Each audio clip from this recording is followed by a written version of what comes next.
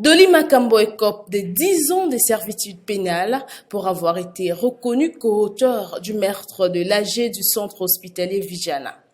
Le verdict de la haute cour militaire a été rendu le jeudi 21 novembre 2019 à Kinshasa. Cette condamnation au premier degré du ministre provincial de l'Intérieur et Sécurité est saluée par plus d'un Kinois à l'image de Sylvestre Bilambo, président communal du MLC Barumbu. Nous remercions la justice militaire, la haute cour militaire par rapport au verdict donné lors du procès de Dolly Makambo et compagnie, une association de malfaiteurs qui ont ôté la vie à fleur d'âge à l'AG, à l'administrateur gestionnaire adjoint de l'hôpital Vijana, qui était aussi un militant engagé du mouvement de libération du Congo, qui était chargé de la mobilisation au quartier Ndolo pour le compte du MLC Barumbu.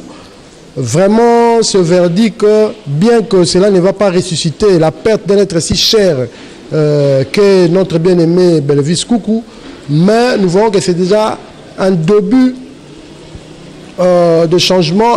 De son côté, Maître Patrick Tamboué, secrétaire exécutif de la Ligue des électeurs, estime que ce verdict dénote une avancée sur le plan judiciaire. C'est dire, d'après lui, qu'il n'y a plus désormais une justice à deux vitesses en RDC.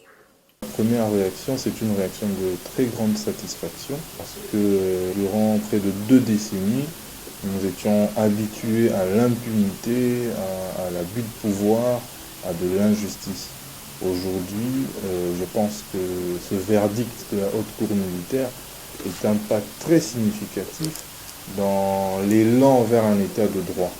Parce que nous étions habitués au trafic d'influence, à l'impunité. Les gens aimaient dire « il ne fera rien, il peut tout se permettre ». C'est la première fois qu'un ministre en fonction va comparaître devant la justice et se fait condamner. Et nous espérons que toutes les voies de recours possibles ne vont pas déroger à ce besoin-là de justice. Parce qu'il y a effectivement eu mort d'homme.